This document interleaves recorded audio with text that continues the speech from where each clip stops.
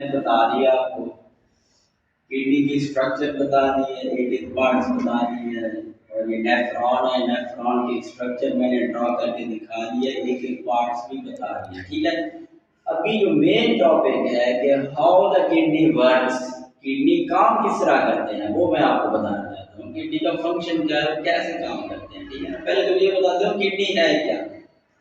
Kidney are the organs that are responsible for the filtration of blood. Filtration, they can do filtration of urea, nitrogenous waste, excessive glucose, water and salt from blood.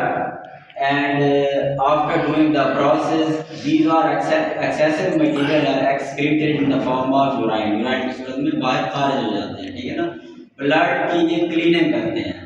There are two kidney in our body. They are located to our this vertebral column. They are attached to vertebral column. Backbone से attach होते हैं.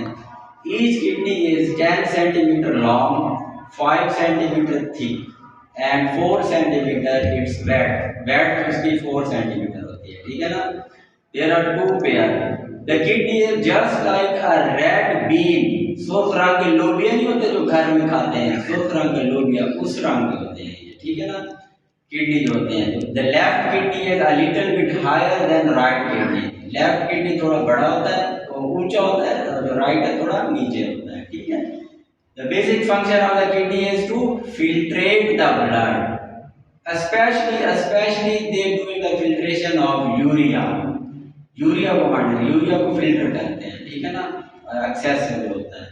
अच्छा, how the kidney works, we know that the basic function of the kidney is nephron.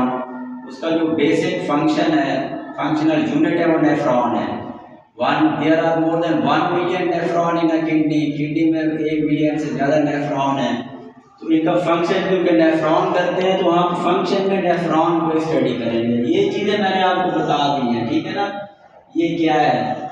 अब ये renal cortex outer reason है, renal medulla इसके अंदर है, रेनल पैरामिड ये है, रेनल वेन है। Renal vein is the when that carry the deoxygenated blood into the lungs. Renal artery is the artery that carry the oxygenated blood into the renal artery carry the oxygenated blood into lungs. Oxygenated blood kidney में लेके आती है। Renal vein deoxygenated blood kidney से लेके जाती है heart को, गंदा खून। ठीक है ना, ये यूरेटर है, आखिरी नाली है। जब फिल्ट्रेशन मुकम्मल हो जाती है इस यूरेटर के जरिए, फिर ये पेशाब वगैरह ये यूराइन खारिज हो जाता है। ठीक है ना, ये रेनल पैरामिड है, ये फिल्टर का काम करते हैं। ठीक है ना, अब ये नेफ्रॉन है। How the kidney work, number 1 जो किडनी फंक्शन करते हैं ना, किडनी का फंक्शन होता है 3 स्टेप में। नंबर 1 पे होता है प्रेशर फिल्ट्रेशन, नंबर 2 पे होता है सिलेक्टिव रीअब्जॉर्प्शन, और नंबर 3 पे होता है ट्यूबुलर सिक्रेशन। ट्यूबुलर सिक्रेशन यानी कि लास्ट प्लैंटिंग डक्ट कैसे सिक्रीट करती है, खारिज करती है। ठीक है ना, और नंबर 1 पे है pressure filtration. When the blood enter from these arteries into this glomerulus capillaries, the pressure of the blood is higher.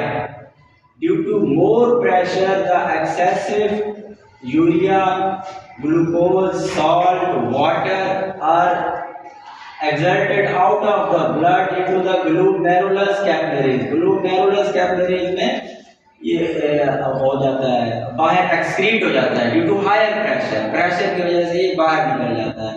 Now this material is called glomerulus filtrate, उसको ग्लूमेरुलस फिल्ट्रेट कहते हैं। It is excreted from the blood due to higher pressure of blood का pressure इतना ज्यादा होता है कि ये बाहर निकल जाते हैं। Outside of this glomerulus capillary is the Bowman capsule. ठीक है, next step is behind the Bowman capsule there is a proximal convoluted tubules. इसके पीछे होती है proximal convoluted tubules। अच्छा, फर्स्ट स्टेप है प्रेशर फिल्ट्रेशन, जो दूसरा स्टेप है वो है selective reabsorption. In proximal convoluted tubules again the selective reabsorption is done। जब selective reabsorption होती है, सिलेक्टिव रीअब्जॉर्प्शन रीअब्जॉर्प्शन में क्या होगा कि इसमें जो हमें एक्सेसिव ब्लड का या जो यूरिया वगैरह था सॉल्ट है वो अगेन ब्लड के अंदर जो है वो डिजॉल्व होने शुरू हो जाते हैं। सिलेक्टिव रीअब्जॉर्प्शन, री का मतलब है दोबारा, एब्जॉर्प्शन मीन जज़ब करना। जब हायर ब्लड प्रेशर से वो रिलीज हुए थे फिर वो दोबारा जो है ना वो होना शुरू हो जाएंगे, एब्जॉर्ब होना शुरू हो जाएंगे। ठीक है, उसे कहते हैं selective reabsorption. It is done in proximal convoluted tubules. Next is loop of Fresnel. Loop of Fresnel. There are two parts of loop of Fresnel. One is descending limb, another is ascending limb. इसके दो part है ना, एक descending है नीचे आ रहा है और एक ऊपर जा रहा है। In descending limbs the water is reabsorbed. इस जगह में ना ये जो डिसेंडिंग लिम्ब है यहाँ पे वाटर रीअब्सॉर्ब हो जाता है, दोबारा जैसा होता है। और जब ये असेंडिंग होती है, ये नाली जो है ऊपर जा रही है, इस जगह पे सॉल्ट रीअब्सॉर्ब हो जाता है ब्लड के अंदर, दोबारा वापस आ जाता है। ठीक है ना, यहाँ से वाटर और यहाँ से सॉल्ट क्या करते हैं वो रीअब्सॉर्ब कर लेते हैं। Next step is tubular secretion. Tubular secretion में क्या होता है कि जो एक्सेसिव क्रेटाइन है, यूरिया है और जो एक्सेसिव ग्लूकोज है, वाटर है, ठीक है ना, वो यहाँ से एक्सक्रीट हो जाते हैं। एक्सक्रीट ये है कलेक्टिंग डक्ट। जब ये कलेक्टिंग डक्ट में आते हैं, कलेक्टिंग डक्ट से ये सेक्रेट हो जाता है। कलेक्टिंग डक्ट का फंक्शन ये है कि ये ब्लड के पीएच लेवल को भी बराबर रखती है, मेंटेन रखती है। It maintain the pH from 6.5 to 7.5, 6.5 से 7.5 तक जो है ना वो ब्लड की पीएच को रेगुलराइज रखती है। ठीक है ना। Collecting duct is the last duct from where the waste material is excreted outside. यहाँ से जो वेस्ट मटेरियल है, यूराइन है, एक्सेसिव वाटर है, वो यहाँ से क्या हो जाएगा, एक्सक्रीट हो जाएगा।